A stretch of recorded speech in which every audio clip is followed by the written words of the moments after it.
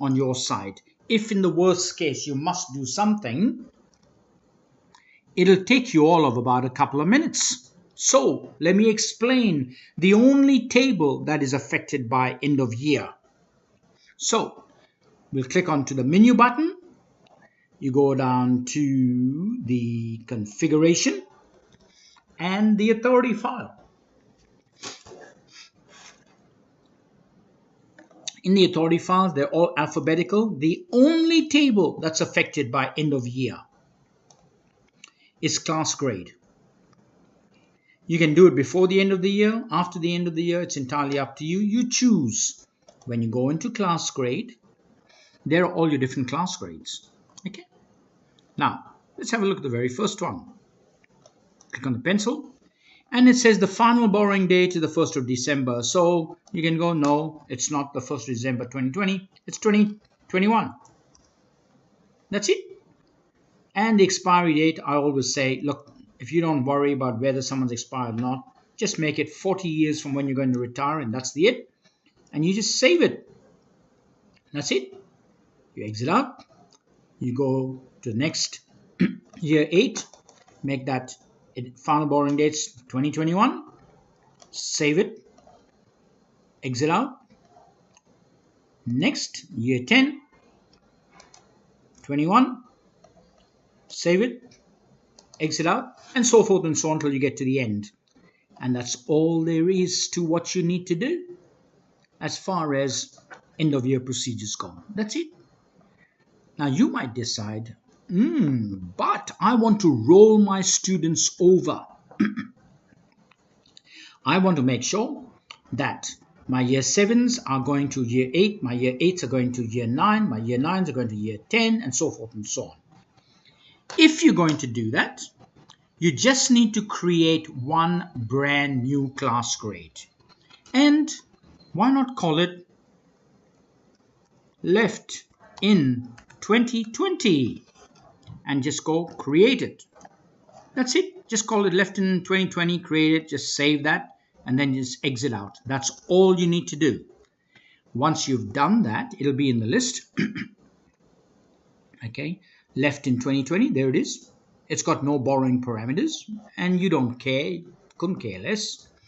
And all we need to do, we need to move the year 12s, your final year, if you're a P-12 school, you'll move your year 12s into Left in 2020.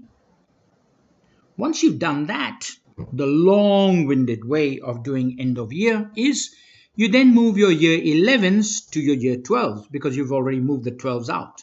Then you'll move your 10s into the year 11s. Then you'll move your 9s into the year 10s. Then you'll move the 8s into the year 9s. And then the 7s into the 8s, and so forth and so on. You start at the highest number and work down as far as the class grades are concerned. That's it. Now, you might turn around and say, there's got to be a better way, and there is. Once you've moved the year 12s, okay? So move the year 12s into Left in 2020. And then what you really should be doing, don't worry about all the others. Don't worry about creating new homerooms and all that information. Couldn't care less. If there's no 06As anymore and there's no 08Bs anymore, don't worry about it. Why not just re-import all your patrons, and that'll take about 2 minutes. So, to re-import your patrons, click on Menu, Patron, Smart Patron Import. Okay, and you go to the office at the start of the year and you say, can you give me a CSV file of all my patrons? And if they give it to you, then what you do is you go, I want to upload that file. You'll click on the upload button. You'll get the students. You'll click on that file and go open. And the system will work out. Is that the student barcode? Is that the external ID? Is that his first name or surname? If it's not, change it. And you go, no, that's the first name, and let me find the surname. Surname. And that's the surname field. Okay? So you want to make sure that all this information is anything other than red. Okay, so my homeroom is that, my classification is that, and really, if you don't want any of the, the phone numbers and all the other information, just delete that information from your CSV file. Okay, if you don't want to import it, don't import it. Don't take it into the system at all. Delete it from the CSV file and then just import that file. Okay, once you've deleted it all out of the file, then just go the next step. Okay, and it'll tell you all the fields that it's not going to work on, and then you can just go continue, and then you go on the next one, continue. The trick is you need to have an external ID, you need to have a first name, a surname, a homeroom, and a classification. That's all you need to start with. Okay, and you'll go, and you know what, I'm going to not match it by barcode, I'm going to match it by the full name. Okay, and so basically if I've got a John Smith in my system and I've got a John Smith in my system here, I'm going to import it. If you're not quite sure of that data, still say load more files, and it'll load the next group of records in here. Okay, so you can go, no, that's definitely surname. Okay, and that's definitely homeroom, that's definitely classification. You do all of that. Okay, and then when you go next step, it'll tell you all the warnings, and then you can go continue. And when you go continue, you can just import that. If you have an issue importing it, why not, instead of getting a big list like this, okay, do this, come back here and go into my Patron and Patron import, Smart Patron import. In my Smart Patron import, I'm going to say I'm going to upload a file, and I've got a short version. So it's the same file as that, except I've only taken about 6 records. Click on that to just try 6 instead of importing 200 records into the system. And it says, tell me about this. Okay, so what's this column? And that column is my, let's get rid of this one first. That is actually my surname.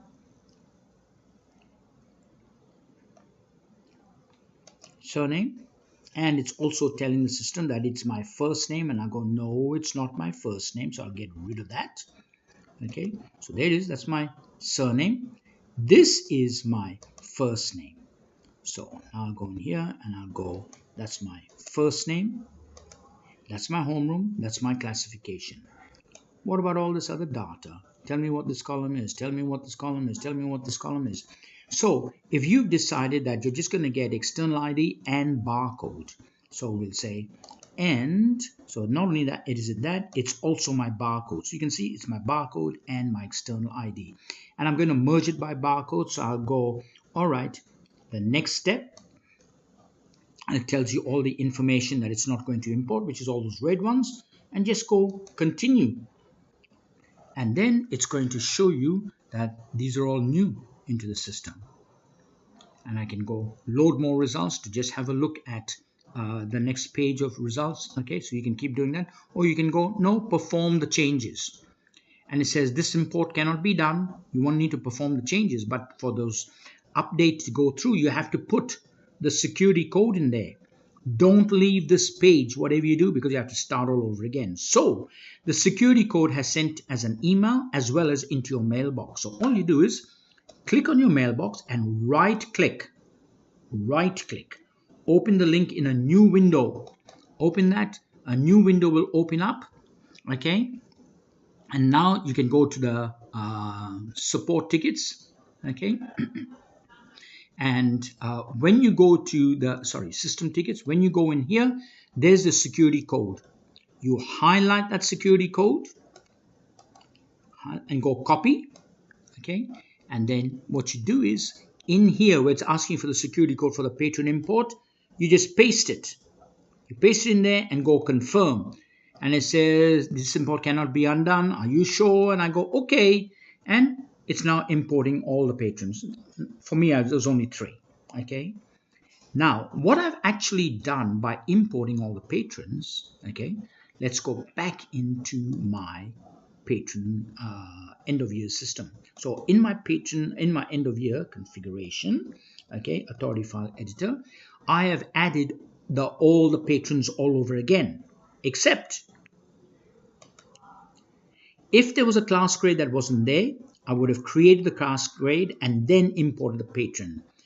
If there was a homeroom that you didn't have before and you've got a patron with a new homeroom, they will also be created. Okay, and then it would have taken all your year 8s and made them 7s, your 7s and made them 8s. It'll make your 9s into 10s, and it'll do whatever it needs to do. And just as a last thing before you go off, go back into your class grade and double check. Click on your year 7, click on that and go, yeah, 21, yeah, 40, that's all correct, no problems, I don't have to do anything. Go to my year 8s and I go 21, yeah, 2020, don't have to do anything, exit, yeah. Then I go to my year 12s, okay, go through each one methodically and go, 20, borrowing date has to be fixed, 21, due on the 13th of December 21, click save, and all your patrons that were in year 12 will now get these brand new parameters, and that's it. So importing your patrons is probably the biggest job, and that will take maximum 3 minutes. Okay, so just to recap, go into your menu button, go down to configuration, go to authority file editor, choose class grade, create a class grade called left in 2020. Move your year 12s into left in 2020 and then just do a patron import. And when you finish the patron import, come back into the class grade and just double check the final borrowing date and the expiry date. Now, the question usually is, yeah, but what happens if there's loans there? What happens if they change their name? What happens if they change their homeroom? What happens if the parents have remarried or changed their name or changed their email address? Don't worry about it. If the data of all of those information was in the CSV file from the admin, guess what? It's automatically fixed in that patron import. We call it Smart Suite because it's very smart in the way it does things, and it also reduces your workload. If you decide, I would like a listing to just double check everything because you don't believe the system, not a problem. Click on menu, click on reports and reports. And in here, we are going to go to the patron reports. So you can do this anytime. Go to the patron reports and you go patrons by classification. Click on that and go open. And then you'll say, I want all my year 11 patrons. Okay? And then just go generate. And there's all your year 11 patrons. But you can say, no, I don't want all my year 11 patrons. I want all my patrons. Don't put a class grade in there and go generate. And what that's going to do, there's your 11s. Okay? And then you'll go down the screen and then it'll give you your 12s and your 13s and so forth and so on. But you can say class grade equal to, if you want someone specific, say I only want my year 8 patrons. Okay? And then go generate. Now bearing in mind, this is just a test data, so it's just going to give you just a few. But normally you wouldn't have just 4 kids. You might have 24 kids in there. Okay. Now, what about the homeroom report? I want to check if all the kids are in the right homeroom. Go to patron and patrons by homeroom. Click on homeroom and go open. Don't put anything in there and just go generate. Okay. And this will give you a report of all the patrons in all their different homerooms. Okay. So in the 03J, those students, in the 06A, one student, 07A, that student, 7B is just one student, 7C, and so forth and so on. Okay. And that's all there is to it. And while we're here, why not have a look at another report? Go home and go into patron reports again, and this time patrons by classification with scannable barcodes. Click on that and go open, and you can choose your class grade, or if you go generate, it'll generate everybody on the system. And what that'll do is it'll give you your year 11s. with their names, and you can put that in a plastic folder. Then you do your year 12, then you do your year 8, then your year 9, and so forth and so on. And you can do exactly the same thing where you can go home and you can say, I want my patrons with scannable barcodes by homeroom. Click on homeroom, just go open and you'll generate. Okay, and you can run these reports off anytime. So every time you do a homeroom report, import, you might want to just reprint these reports and put it back in, because things would have changed. So 03Js, that's them. 06As, that's them, and so forth and so on. Okay, why not be a bit more adventurous and go back into the patron reports, and you want patron cards by homeroom or patron cards by classification. So just click on patron cards by homeroom, go open, don't put anything there, we'll give you everybody. So you go generate, and guess what, it'll print these labels. You can get these big labels, and then you can take that label, stick it on a card and cut it out, put that label on the cards, cut it out, and then put them all in a tin. So when the kids come in, they go there, all the year 7s, and pick out their appropriate borrow cards, and then that's how they can circulate. Or why not cut it out and give it to them? If they lose it, who cares? Just print another report out and stick it on the barcode, and stick it on a label and give it to them. Okay? And that's by homeroom. But you can say homeroom equal to homeroom? No. I want to do a class grade. So come down to class grade equal to class grade and just go generate. So now you're going to get according to class grade instead of homeroom. Same thing, okay? So these are all your 8s, then your year 9s, then your year 10s, and your year 11, and so forth and so on. That's all there is. So I've given you a little bit more, but I'm preparing you for the new year. So please relax when you come back after the holidays, because even if you try to do a circulation and you get an error message, this patron has expired, the first thing you do, they're expired, the dates are 2020. I forgot. I have to go into the menu. I have to go into configuration. I have to go to the authority file. I have to go to class grade and go through each one of these and change my expiry date, final borrowing date, to 2021. That's it.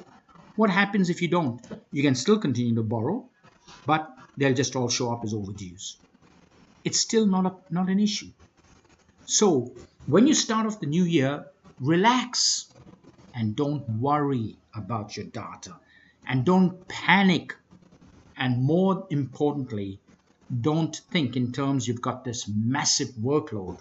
With Smart Suite, it's next to zero as far as your workload goes, as far as rolling over, because there's nothing to do much when you roll over. Thank you very much. Have a Merry Christmas and a Happy New Year.